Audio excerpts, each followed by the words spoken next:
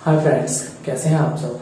आई hope कि आप बहुत अच्छे होंगे और आप अपनी प्रिपरेशन बहुत अच्छे से कर रहे होंगे। जैसा कि हम सभी को पता है कि मैंने यूपी टेट और सी टेट के पर्पज से आपको कुछ प्रीवियस क्लास में मैथ के कुछ प्रैक्टिस के क्वेश्चन दिए थे और उसी श्रृंखला को आगे बढ़ाते हुए आज हम मैथ के क्वेश्चंस सॉल्व करेंगे। उस प्रीवियस क्लास में मैंने आपको 10 के अप्रॉक्स क्वेश्चन कराए थे और मैंने आपके लिए एक क्वेश्चन और दिया था कि आप मुझे कमेंट बॉक्स में बताएंगे। ठीक है, उस क्वेश्चन से हम शुरू करेंगे। आइए देखते हैं क्वेश्चन क्या है। वह क्वेश्चन था, यदि 2 की power 2x minus y equal to 16 तथा 2 की power x plus y equal to 32 हो तो x y का मान ज्ञात कीजिए। देखिए क्वेश्चन, 2 की power 2x minus y equal to 16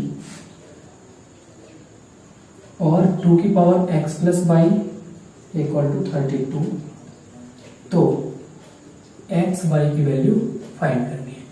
x y की वैल्यू फाइंड हम तब कर पाएंगे जब हमें x की वैल्यू और y की वैल्यू अलग अलग पता होगी, तभी तो हम product of x and y कर पाएंगे। तो हम करेंगे क्या, वो देखेंगे। ठीक है, इसको हम क्या लिखेंगे, 2 की power 2x minus y equal to 2 की पावर 4। इसको हम क्या लिखेंगे, 2 की power x plus y equal to 2 की पावर 5।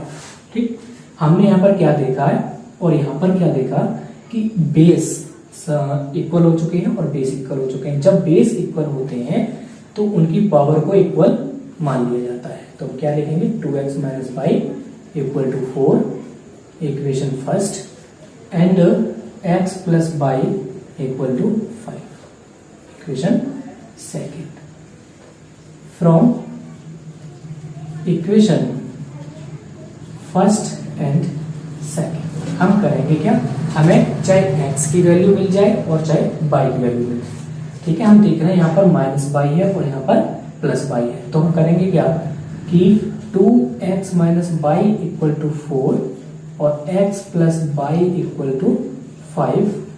यहाँ माइनस है, यहाँ प्लस है और ये एक दूसरे से कैंसिल हो जाएंगे। कब, जब हम जोड़ेंगे तो हम इनको ऐड करेंगे और हम देख रहे हैं कि यहाँ पर y से y कैंसिल हो गया, तो ये हो गया 3x इक्वल टू, ये हो गया 9 और x इक्वल टू आ गया हमारा 3। x इक्वल टू क्या आ जाएगा, 3। ठीक, जब x इक्वल टू 3 आ गया, देन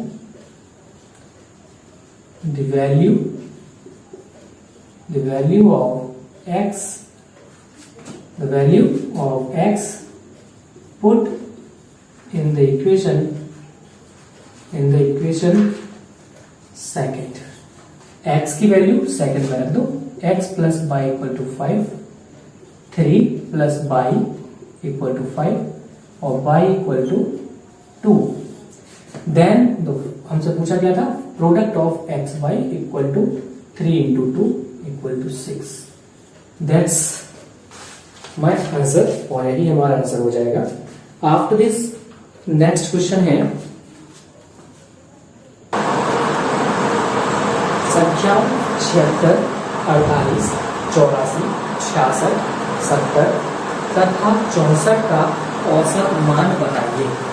नेक्स्ट क्वेश्चन औसत मान पूछ रहा है।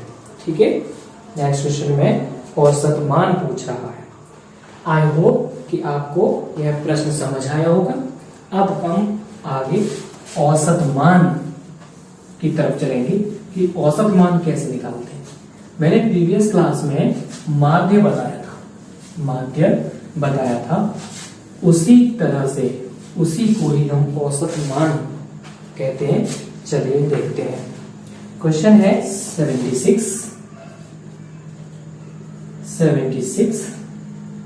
48, 84, 66, 70 एंड 64 का हमें एवरेज वैल्यू निकालनी है। एवरेज वैल्यू फाइंड करनी है। तो कैसे निकालेंगे, एवरेज वैल्यू निकालने के लिए क्या होता है फॉर्मूला, पदों का योग बटे पदों की संख्या, पदों का योग क्या करेंगे, 76 plus 48 plus 84 plus 66 plus 70 plus 64 बटे 6। ठीक, इसको हम ऐड करेंगे। 4 6 10, 10 4 14 और 8 22 और 6 28 के 8, 2 हासिल, 2 6 8, 8 7 15, 15 6 21, 21 8 29, 29 4 33, 33 7 40 बटे 6। ठीक है, 6 से डिवाइड कर देंगे तो कितनी बार जाएगा, 6 6 36 और 6 6 48, 68 जो है हमारा क्या हो जाएगा, औसत मान 68। ठीक है, आई होप कि आपको यह क्वेश्चन समझ आया होगा। आफ्टर दिस नेक्स्ट क्वेश्चन पर चलते हैं। नेक्स्ट क्वेश्चन कहता है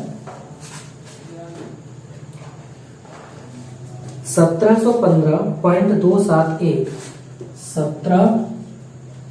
1715.271 में 7 के स्थानीय मानों का अंतर, में 7 के स्थानीय मानों का अंतर, 7 के स्थानीय मानों का अंतर। देखिए इसमें हमसे प्लेस वैल्यू की बात करी गई है। प्लेस वैल्यू, दो वैल्यू होती है, एक होती है प्लेस वैल्यू और एक होती है फेस वैल्यू। फेस वैल्यू अलग है, प्लेस वैल्यू अलग है। प्लेस वैल्यू से हमें क्या मतलब है कि जो डिजिट जिस प्लेस पर है उस जगह का क्या मान है।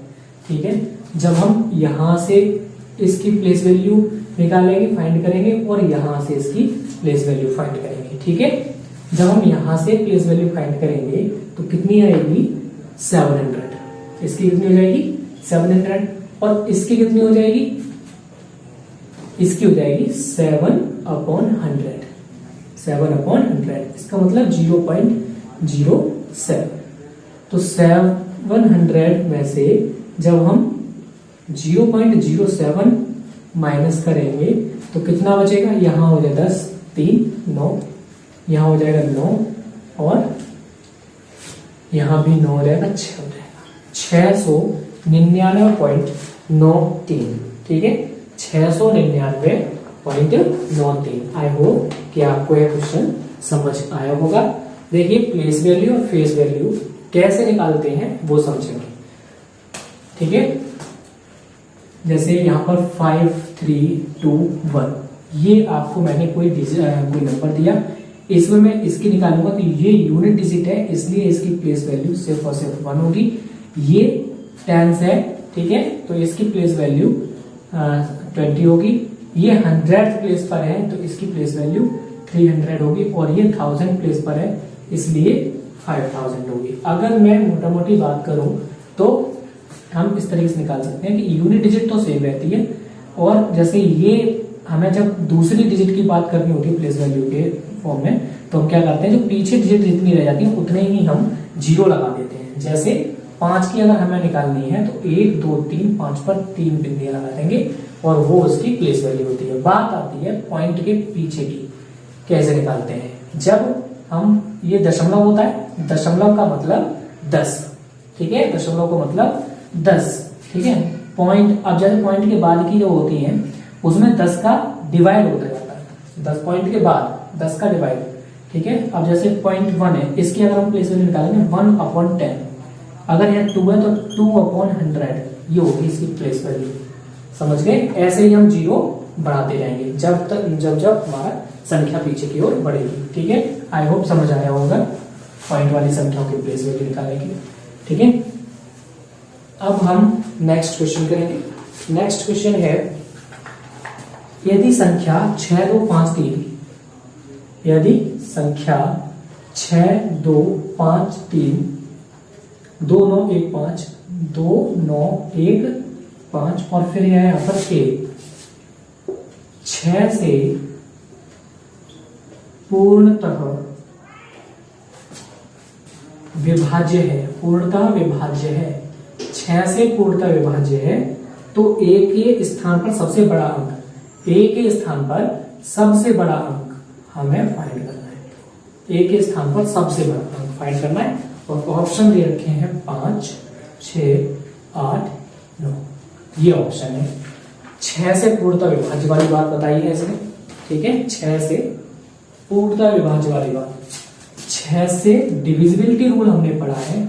6 की डिविजिबिलिटी ये कहती है कि यदि कोई भी संख्या 2 से और 3 से डिवाइड हो जाएगी तो वह पूरी संख्या 6 से डिवाइड होगी, ठीक है।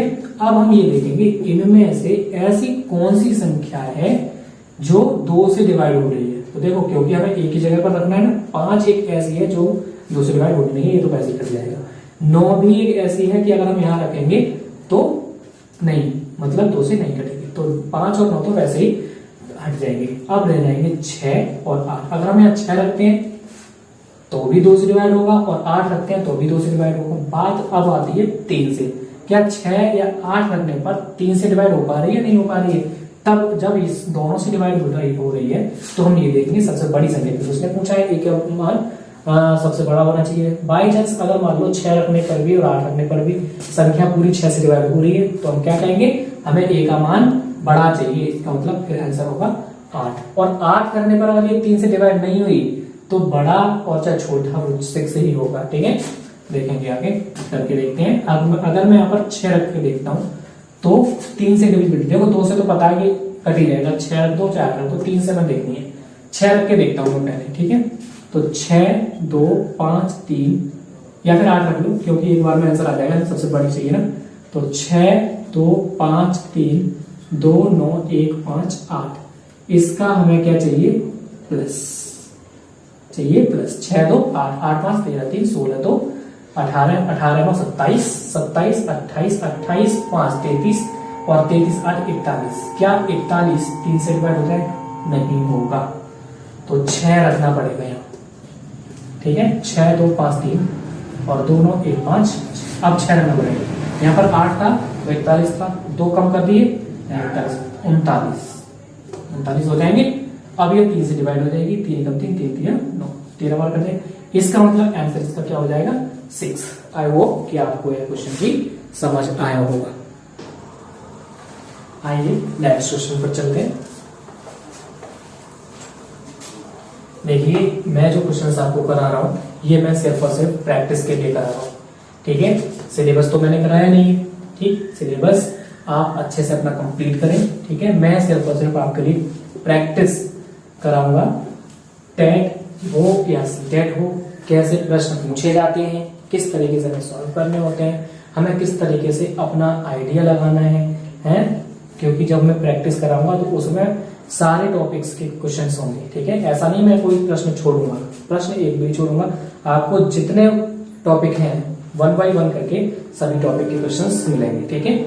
आइए नेक्स्ट क्वेश्चन पर चलते हैं। 12.60 रुपए के 2/3 भाग का क्वेश्चन नंबर 5।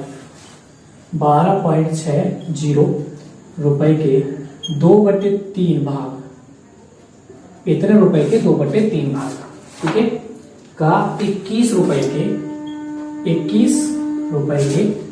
0.6 भाग के सापेक्ष अनुपात क्या होगा। इसका और इसका अनुपात हमें निकालना है।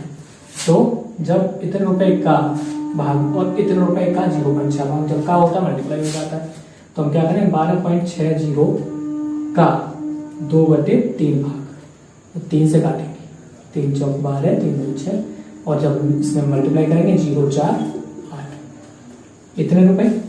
इसका निकालेंगे 21 गुणे 0.6 और ये 10 हो जाएगा, बटेगा तो 2 3 6 2 5 10, ठीक है। 21 गुणे 3/5, तो 5 चौक 20, 2 आएगा, 4 5 2 आएगा, 5 चौक 20, 5 दूनी 10। अब हम इसमें जब मल्टीप्लाई करेंगे तो 3 दूनी 6 और 3 चौक 12, 12.6। तो इसका रेशियो कुछ इस तरीके से बनेगा, ठीक है, कुछ इस तरीके से बनेगा। मैं ये भी कह सकता हूँ 0/12.6, जब ये हटाऊंगा 0 बढ़ा दूंगा, 0 0 कैंसिल हो जाएगा, 84/126 आ जाएगा। इसको काटेंगे, ठीक है, काटो, कितने से कट जाएगा,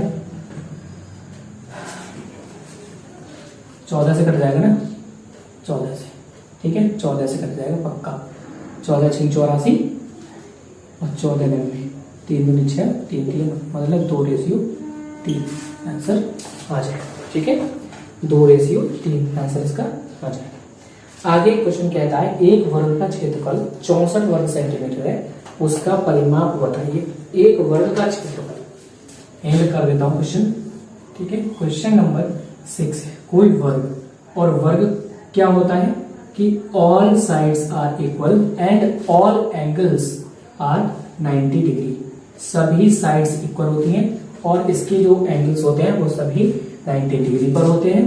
अब ये कह रहा है कि इसका जो एरिया है वो 64 वर्ग सेंटीमीटर है, 64 वर्ग सेंटीमीटर है। और एरिया का फॉर्मूला क्या होता है, ए स्क्वायर।